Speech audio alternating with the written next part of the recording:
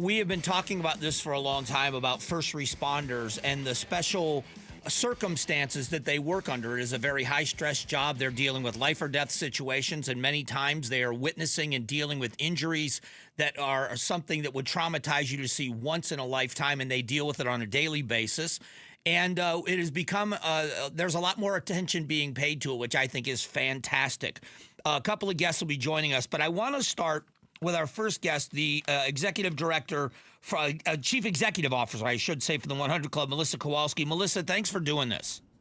Absolutely. Thank you for having the 100 Club and Gary here to be able to talk about mental health awareness and supporting the 100 Club. And I knew we were trying to get Gary connected. Gary Nolte from Phoenix Fire Department. You there, Gary? I'm here. Can you hear me? Yeah, I can. Thank you both for doing this. I appreciate both perspectives on this. I want to start with you, Gary, if you don't mind. There was always been this kind of a stigma about people, especially in a job like being a first responder, never show weakness. And it was always troubling to get people to seek help. Is that changing? It is changing. You know, the more we talk about it, the more we're open up to it.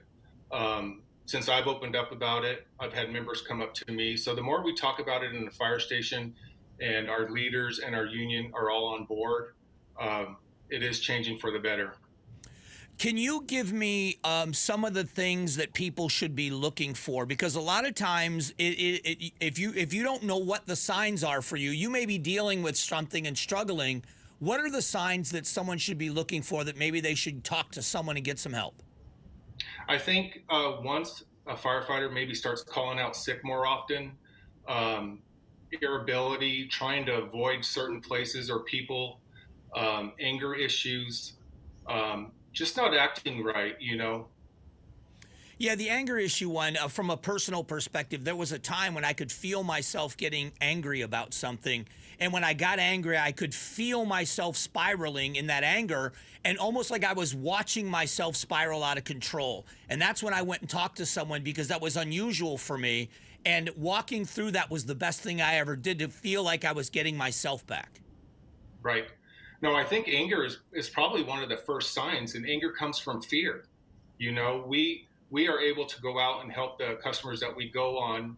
Either we can fix their problem or even get them to the people that can fix it. And then once we start having these issues, we think we can fix ourselves.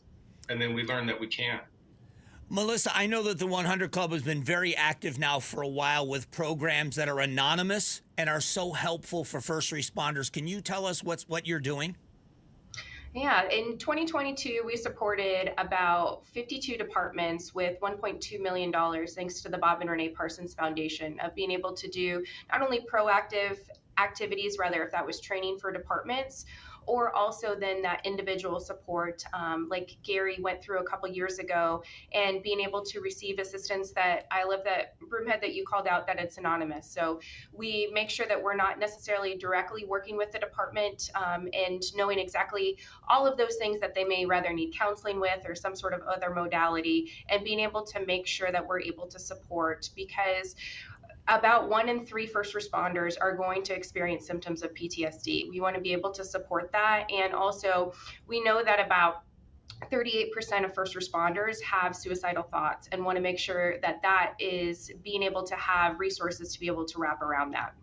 Yeah, and Gary, I would imagine the anonymity, especially if you're talking to someone to seek out some help, maybe their first step, maybe they're going to be willing like you to talk about it later, but how's that anonymity at the very beginning has got to be a useful part of selling this, right, and getting someone to reach out.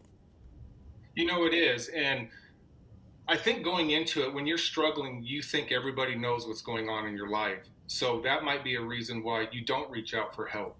You know, but the truth is that everything is confidential. Nobody knows that you're going to see somebody. It's only until you bring it up that people find out you actually went for help, and you don't have to tell anybody that you're going for help.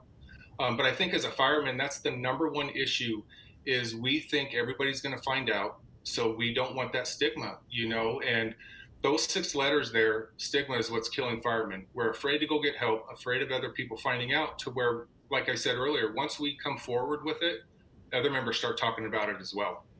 And what's fascinating from an outsider's point of view is that we look at people like you as authority figures. When something happens, we're calling you to come bail us out of the worst day of our lives. So we're looking up to you, and I think we admire you. So I think being the best version of yourself makes you even better at a job. And I know all of you are type A, and you want to do it and be excellent at your job.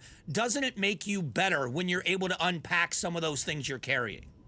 Oh, 100%. And I can tell you, when we go on calls with customers having PTSD, I'll tell you, I never understood it.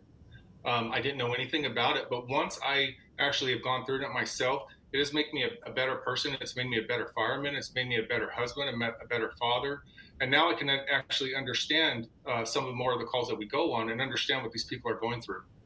Are you better at seeing the signs now in someone else, having diagnosed them in yourself or having them diagnosed in yourself?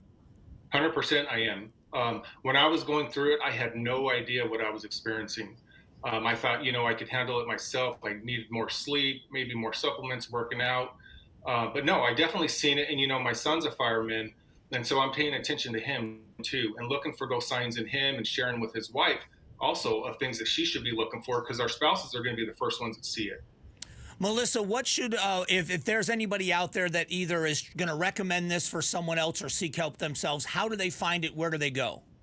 Yeah, a great way is being able to go to our website at 100club.org. There's lots of resources there. We also have 2 apps, Bulletproof and Fireproof, for police and fire to be able to get resources all geared towards mental health and wellness and reaching out to their departments.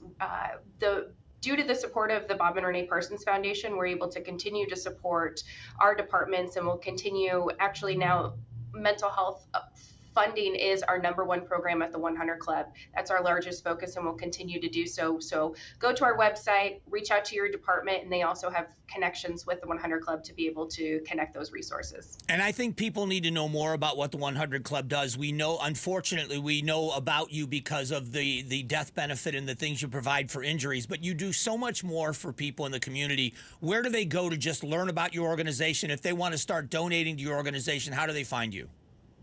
Yeah, going to our website at 100club.org is a great spot, and we absolutely support in the event of a line of duty death or off duty death, but really that equals about 1% of our budget.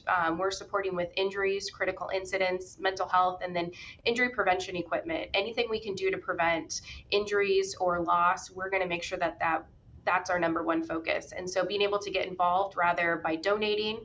We also have a benefit concert coming up this Friday, May 9th. That's at Weston Kierland, where we're having Rock Lobster come, where people can enjoy, spend time with first responders, and really get to know our police and fire community and be able to raise funds that all go back directly to the 100 Club as well. And you can go to our website for more information on those tickets. That's this Friday at 6 p.m. Yeah, one of the great things that you did a couple of years ago is begin to provide washdown kits for the fire trucks. And it sounds like such a simple solution to get rid of those carcinogens on a scene. And I'm sure Gary can speak to that, as opposed to bringing them back in the fire truck, back to the firehouse. Simple solution to a very, very critical problem, right, Gary?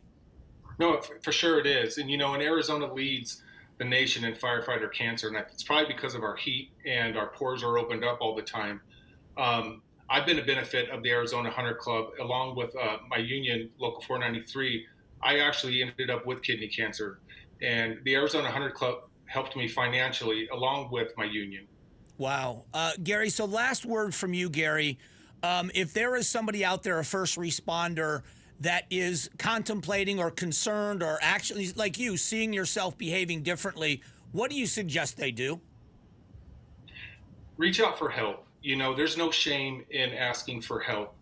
If I would have gotten help sooner, it took me about 9 months to reach out for help. If I would have gotten sooner, it probably would not have been PTSD. I would have been able to stop it. So we have all these resources available to our firefighters. Just reach out before you need it.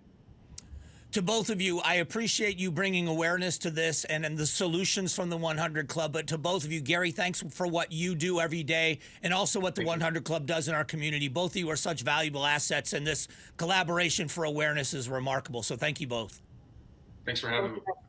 All right, that is just a moment. If you're out there, in all seriousness, the work they do is incredible. The 100 Club is a fantastic organization. The anonymity gets you your foot in the door. If you just want to talk and find out, it's a great way to do it. Thanks for watching the Mike Broomhead Show. Tap to watch and listen to the new season of Amazing Arizonans, a KTAR News podcast.